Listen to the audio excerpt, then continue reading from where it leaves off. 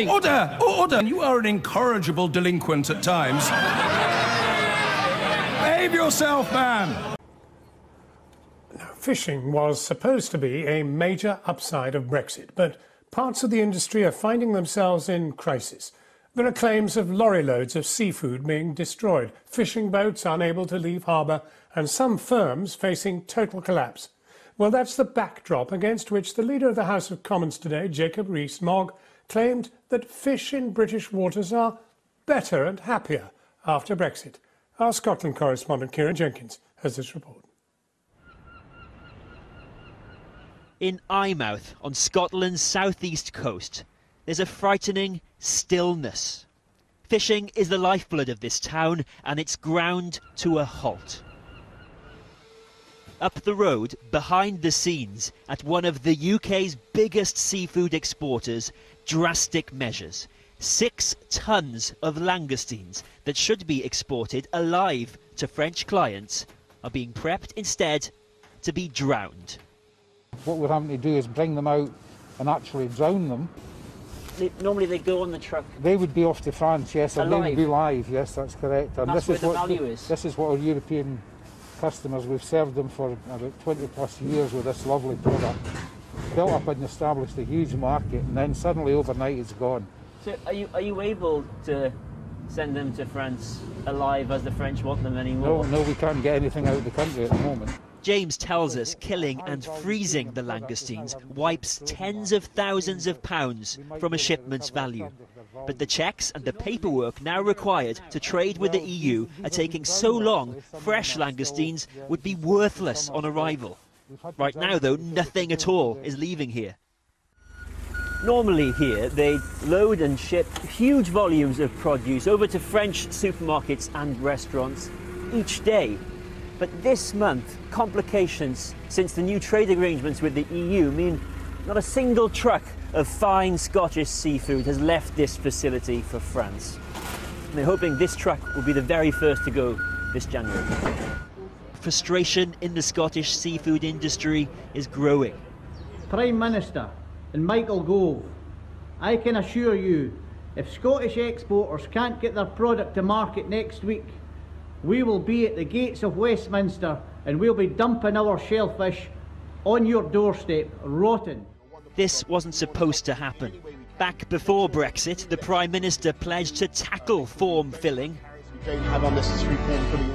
The EU trade deal means there are no tariffs and the UK will get a greater share of fish from British waters. But what about that bonfire of bureaucracy? What's stopping you exporting this Scottish seafood over to the EU? It's just paperwork, really. The bureaucratic load that we've been presented with that it's not working. Is there more or less red tape now? Oh, it's a huge amount more. They've introduced about 6 or 7 levels of bureaucracy and break points that can really jeopardise the transit of this product.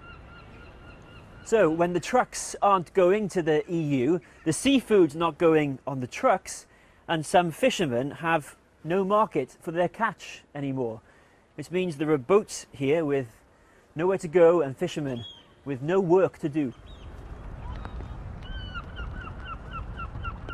Normally we would be out, but no, both vessels are tied up at the moment. We can't get the vessels out to sea at all just now. In Greenock on the Firth of Clyde, David got the call he was dreading from his buyer: to stop fishing. We're losing tens of thousands per boat. Tens of thousands? Yes. Scottish langoustines are arguably the best langoustines in the world, and we've got demand for it.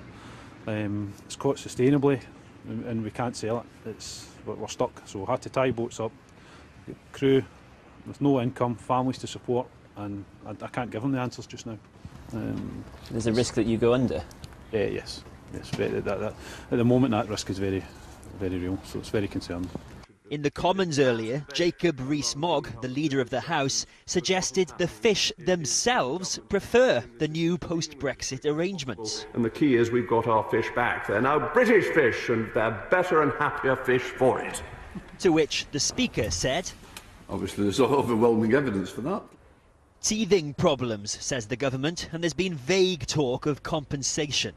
But in Eyemouth, paperwork still not approved, truck stuck, and a major seafood exporter that cannot export. Hardly, they say, the sea of opportunity they were promised. The final issues to be settled in the Brexit trade negotiations are the first to cause problems. The fishing industry from Scotland to the south of England and the disruption to food supplies and trade between Great Britain and Northern Ireland, resulting in some bare supermarket shelves and lorries backed up in the crossing between Cairnryan and Larne, comes as no surprise to fishermen and women nor to food suppliers and hauliers. IT problems, multiple forms and claims of custom agents being overwhelmed have resulted in £1 million of Scottish seafood exports being lost every day and a third of the Scottish fleet tied up. The question is, are these teething problems or do they presage a fundamental shift in the economies of the UK? And if it's the latter, will that serve to put even greater pressure on the union? Well, we'll be discussing that in a moment, but first here's our political editor, Nick Watt.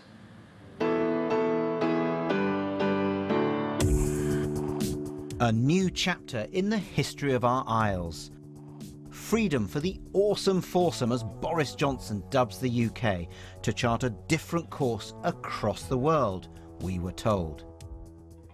And our trade with the EU would be protected by a deal guaranteeing zero tariffs and zero quotas on goods.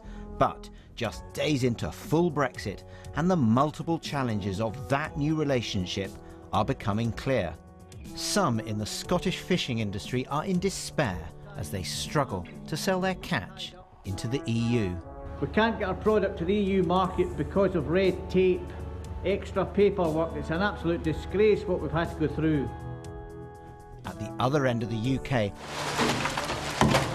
a similar story as England's largest fishing port grapples with new declarations required to sell into rather than within the EU single market for the first time. At the moment we're stuffed. Across the Irish Sea, some empty supermarket shelves as traders come to terms with new checks required for some food travelling from Great Britain to Northern Ireland because it remains largely within the orbit of the EU. I spent an hour today driving around looking for somewhere just to get freaking veg. Quieter than expected in Dover, which had been seen as the main pinch point. A smooth Brexit or hauliers holding back while they come to terms with new customs declarations. Secretary of State. Mr. Speaker, the government acknowledges difficulties at the start of a new trading relationship, but believes they can be addressed. the end of the transition period and the fact that we have left both the customs union and the single market does mean that there is some additional administration accompanying exports to the EU. I am aware that there have been some teething issues as businesses get used to these new processes. An iconic Brexiteer predicted that at least one group would be happy. The key is we've got our fish back. They're now British fish, and they're better and happier fish for it. Cabinet ministers who've long dreamt of Brexit always knew there'd be difficulties, even in the event of a deal with the EU. But they insist these can be ironed out. Critics say that many of the bumps are the inevitable and permanent consequence of a more distant trading relationship with the EU. For the Scottish fishing industry, the changes have come as a shock. Everybody knew that leaving the EU was going to bring changes, leaving the customs union, leaving the single market. There was going to be new administrative requirements, new bureaucracy. But I don't think anybody envisaged that it would have the level of disruption that we have seen over the last 2 weeks. So there have been really very severe problems with getting product to market. We've seen very greatly reduced prices on the market, and we've seen huge delays with actually getting product to customers on the continent. The barriers between Northern Ireland and Great Britain are enraging unionists. The Prime Minister is in real danger of proving to people that he is actually a buffoon. I mean, if he doesn't recognise that comments about there being really just teething problems going on here and that this doesn't really matter, he really isn't in touch. He doesn't have his finger on the pulse of what's happening. Now, the Prime Minister has a responsibility to help get us out of this. I like the guy, I've worked with the guy, but I want him to help Northern Ireland enjoy every single benefit that it's entitled to. We've given our blood for the union in terms of our soldiers. And what do we get back? A slap on the face with a wet clipper. Moving into a new era with promises of opportunities galore. But first, some early hurdles will have to be cleared. Nick Watt. Well, I'll be talking shortly to lifelong Brexiteer and Treasurer of the Conservative 1922 Committee, Sir Geoffrey Clifton-Brown, and the SNP leader in Westminster, Ian Blackford. But first, I'm joined by Elaine White, Executive Secretary of the Clyde Fishermen's Association. Good evening to you all. But first of all, Elaine White, explain what Scottish fishing boats are facing. Well, you explained it yourself. A third of them are tied up. It's not a glitch. It's not a niggle. It's horrendous. We have an average of about £15,000 lost per week by some exporters, and it's going between £5,000 to small companies, £25,000 a day to some. That's an annual wage for some people. That's not a glitch and not a burden that most companies can take. But we knew the form filling was coming. The French say that 90% of the forms aren't filled out properly. Why not? Well, it seems to be a collection of issues. Some say it's resource at the hubs. Some say that it's down to the coding system, which isn't matching up with some of the stocks. Some stocks weren't even on the system. Now, the system has obviously come on quite late. We did ask for a grace period to allow that to be piloted, but that hasn't happened. And I think we're crying out for a grace period now. But, you know, you got what you wanted. You got your quotas. And so you've also got the ability to renegotiate in 5 years' time. Surely that's the advantage you wanted. I think it's really important to think about who we're talking about, because we've been very, very clear for 4 years that we've been concerned about the markets. We actually left an association, a federation we had been in since 1974 over our concern with the markets. So in terms of the quotas, that very much is paper fish at the moment, because quite a lot of the stocks that they have got are not very useful for our fleets. And to be honest, that was largely a whitefish and pelagic issue. For the inshore shellfish, we are really stuck in a horrible position. So the government, Boris Johnson, I think, has already said that you are going to have compensation given to fishermen and women who are suffering. Do you know what level that is? Have you had any confirmation? No, we actually had a discussion today with the UK government in Scotland, and what they did say was the £100 million that were quoted is the 5-year plan to rebuild the fleets. That is not compensation, and there has not been any confirmation that there will be formally. And it's very essential that we have that, because not many businesses can lose £25,000 a day. Where are the fish now? Where are the fish that were landed and transported? Where are they? Most of them are in France or Spain. They're getting there very late. They're usually missing their connections. About 85% of the people who have tried to export have had issues. Yeah. So, just very briefly, will a lot of fishermen and women, do you think, give up? I can't see realistically how any company can lose £25,000 in a day, particularly when these are small, fragile companies in rural areas that they don't have. And what I'm very concerned about is the chain of debt that's going to come, because it's the fishermen who will pick that up. Thank you very much, Elaine. I'm going to put that to you in a moment, Sir Geoffrey, but first, a smiling Jacob Rees-Mogg told the Commons today they're now British fish and they're happier fish for it. Do you think that Scottish fishermen who are hemorrhaging cash, we've just heard it, and clients while the fish rots, would have found that comment funny? Sir Geoffrey? Oh, sorry, I didn't. I thought you were going to play a clip of Jacob Rees-Mogg. Good evening, Kirsty. Sorry, no, not at all. I do apologise. Not at all. I think this is a serious issue, and my heart goes out to those Scottish fishermen that are losing that much money by the day. As it happens, we had the most senior official of DEFRA, Tamara Finkelstein, the permanent secretary of DEFRA, before our Public Accounts Committee today. They are working incredibly hard with Scottish fishermen to try and see how we can resolve these paperwork issues. And I've no doubt that in the medium term, that the Scottish fishing industry will go from strength to strength once we've left the EU. And I've no doubt that this £100 million that your previous correspondent talked about will actually help to build their fleet to a much bigger fleet than it is at the moment. It's interesting you say in the medium term, but it sounds from what Elaine White's saying that a lot of fishermen and women won't get to the medium term because they can't afford to lose the amount of daily money they're losing at the moment. And as she says, there is no question of compensation immediately having been decided, or at least not communicated to them. Is your understanding that compensation is coming to every boat that's suffering? No, well, I can't comment on that. That's not within my powers, but I would have thought that the Prime Minister will be listening very carefully to Scottish fishermen, and I'm sure that he will do what he can in terms of compensation for the losses on a day-to-day basis, but we do know that a substantial amount of investment is coming to build a bigger fleet. In a week when Scottish fishermen are facing an end to livelihoods that have lasted a generation, it is possible that many will survive, but some will not. What are the benefits of Brexit to Scotland that outweigh a lot of the tangible pain and loss? Well, we've seen one enormous issue, and that is the issue of vaccinations.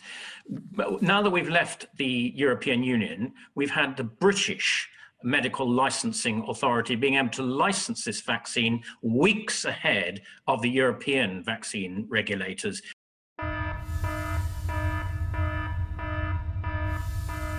Let's turn to the next question. Andy Woodcock from The Independent. Good morning. Good morning.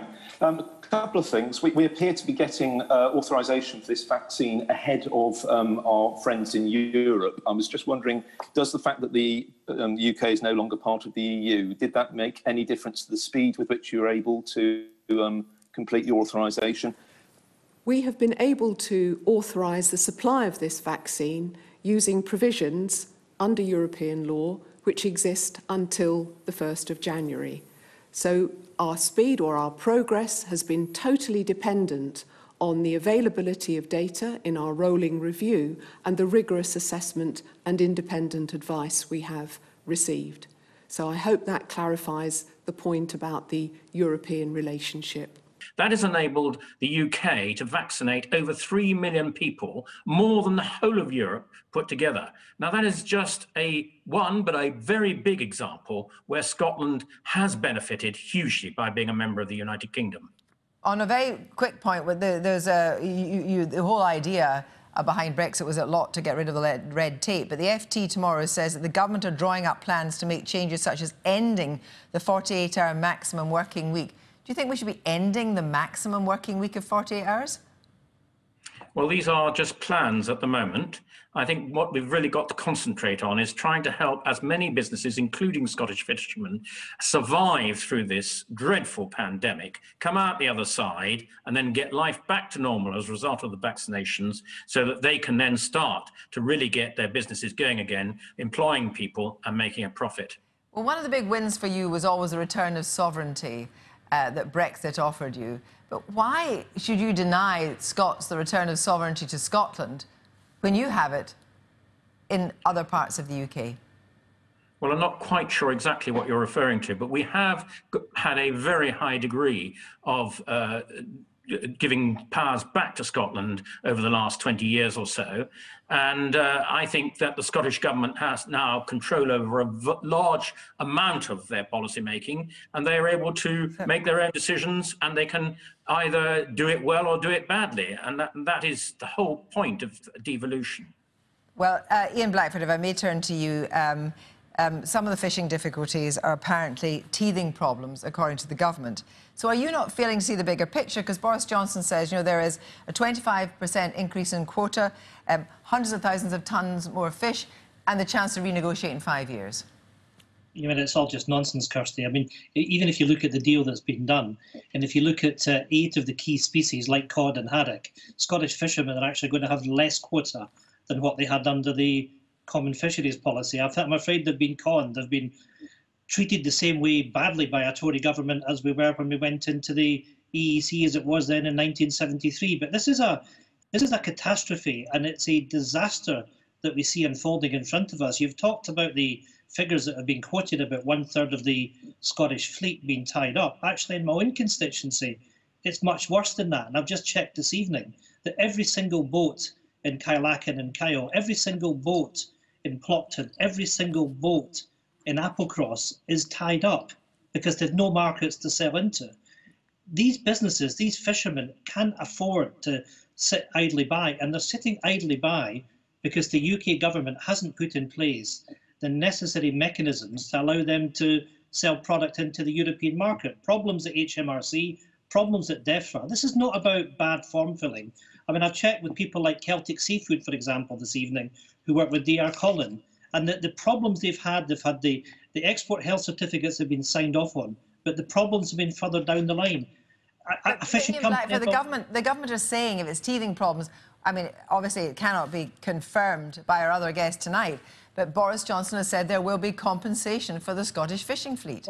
He said that yesterday in front of the liaison committee, but what we saw today were his ministers rolling back. Two things have to happen. We've got businesses that are in the threat of going under, and we also need to fix the problems. And the simple fact of the matter is the UK government didn't check their systems. And so we now have a situation that our fishing fleets, our fishing businesses, have been left hung out to dry. And it simply isn't good enough for the UK government to walk away from this, not to step up to the plate. But would an independent Scotland be able to get a better deal for its fleet? I think there's no question that we would do so. We absolutely prioritise fishing. What we have is an absolute burrock.